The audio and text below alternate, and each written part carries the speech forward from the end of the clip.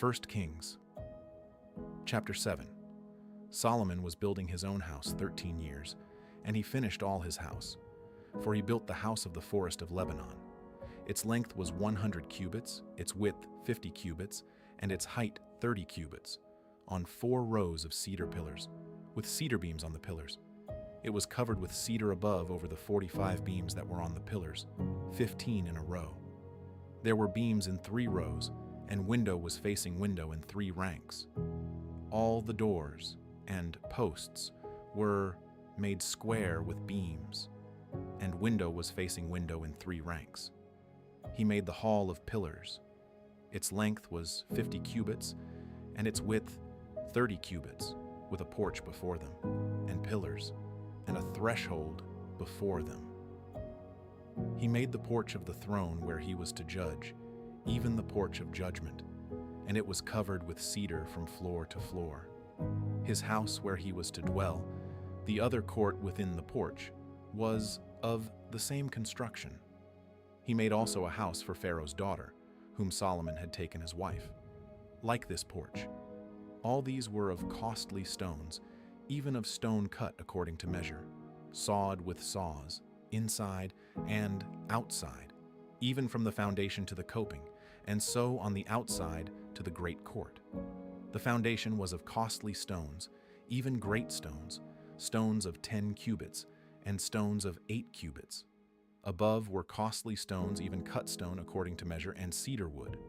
The great court around had 3 courses of cut stone with a course of cedar beams, like the inner court of Yahweh's house and the porch of the house. King Solomon sent and brought Hiram out of Tyre. He was the son of a widow of the tribe of Naphtali, and his father was a man of Tyre, a worker in bronze. And he was filled with wisdom and understanding and skill to work all works in bronze. He came to King Solomon and performed all his work. For he fashioned the 2 pillars of bronze, 18 cubits high apiece, and a line of 12 cubits encircled either of them. He made 2 capitals of molten bronze to set on the tops of the pillars.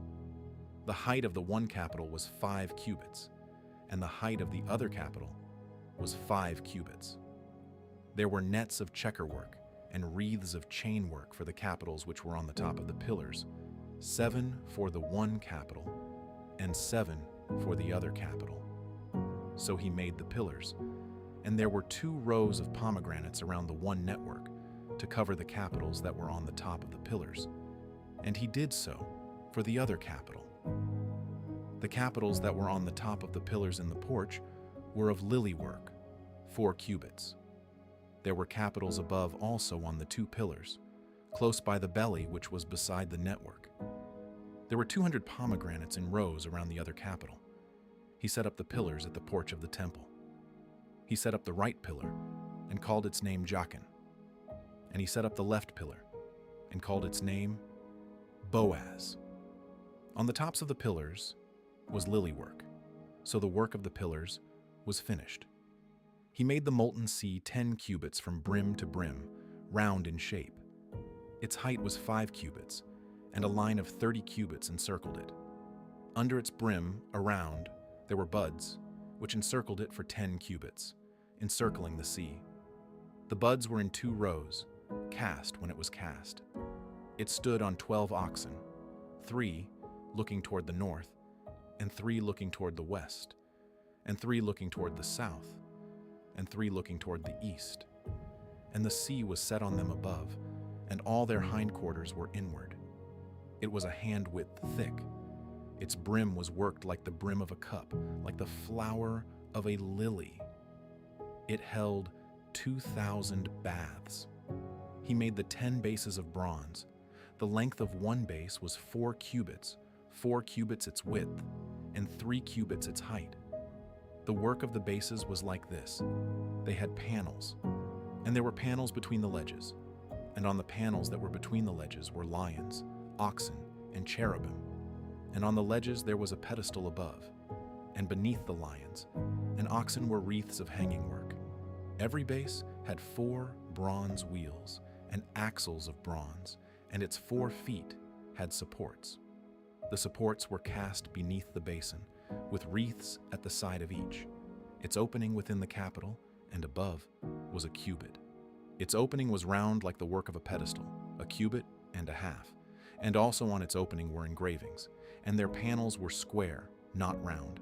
The 4 wheels were underneath the panels, and the axles of the wheels were in the base. The height of a wheel was a cubit, and half a cubit. The work of the wheels was like the work of a chariot wheel. Their axles, their rims, their spokes, and their hubs were all of cast metal. There were 4 supports at the 4 corners of each base. Its supports were of the base itself. In the top of the base there was a round band half a cubit high, and on the top of the base its supports and its panels were the same. On the plates of its supports and on its panels he engraved cherubim, lions, and palm trees, each in its space, with wreaths all around. He made the 10 bases in this way. All of them had 1 casting, 1 measure, and 1 form. He made 10 basins of bronze. 1 basin contained 40 baths. Every basin measured 4 cubits. 1 basin was on every one of the 10 bases. He set the bases, 5 on the right side of the house, and 5 on the left side of the house.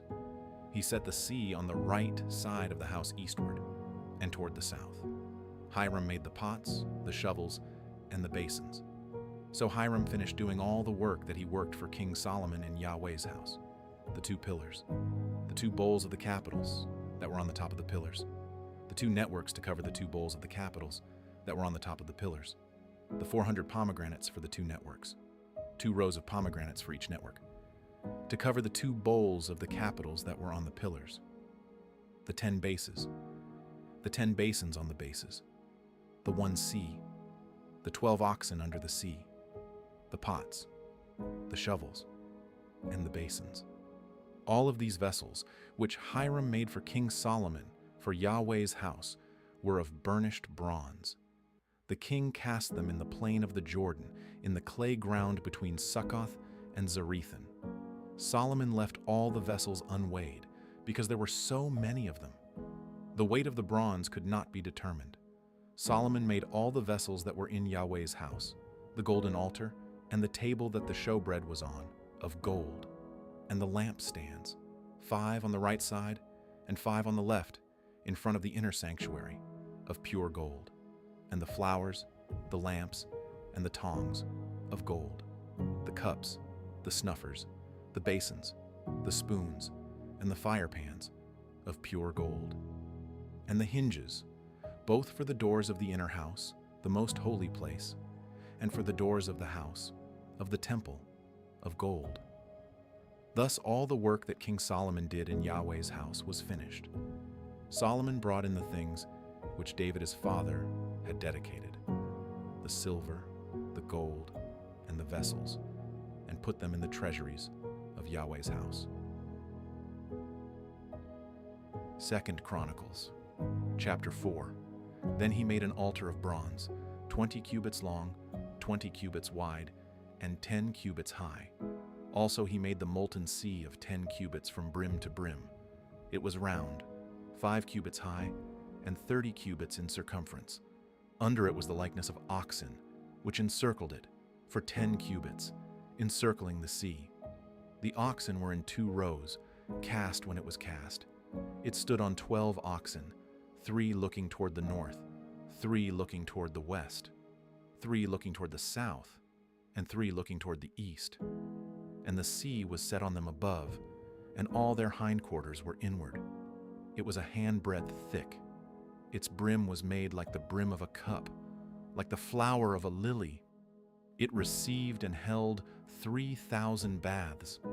He also made 10 basins, and put 5 on the right hand and 5 on the left to wash in them. The things that belonged to the burnt offering were washed in them, but the sea was for the priests to wash in. He made the 10 lampstands of gold according to the ordinance concerning them, and he set them in the temple, 5 on the right hand and 5 on the left. He made also 10 tables, and placed them in the temple, 5 on the right side and 5 on the left. He made 100 basins of gold. Furthermore, he made the court of the priests, the great court, and doors for the court, and overlaid their doors with bronze. He set the sea on the right side of the house eastward, toward the south. Huram made the pots, the shovels, and the basins. So Huram finished doing the work that he did for King Solomon in God's house: the 2 pillars, the bowls, the 2 capitals, which were on the top of the pillars, the 2 networks to cover the 2 bowls of the capitals that were on the top of the pillars, and the 400 pomegranates for the 2 networks. 2 rows of pomegranates for each network to cover the 2 bowls of the capitals that were on the pillars. He also made the bases, and he made the basins on the bases, 1 sea and the 12 oxen under it. Huram-Abi also made the pots, the shovels, the forks, and all its vessels for King Solomon for Yahweh's house of bright bronze. The king cast them in the plain of the Jordan, in the clay ground between Succoth and Zeradah. Thus Solomon made all these vessels in great abundance, so that the weight of the bronze could not be determined.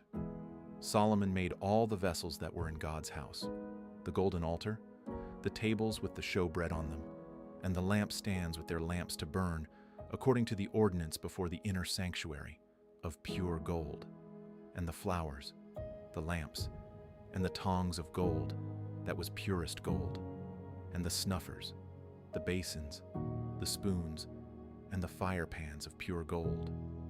As for the entry of the house, its inner doors for the most holy place, and the doors of the main hall of the temple were of gold.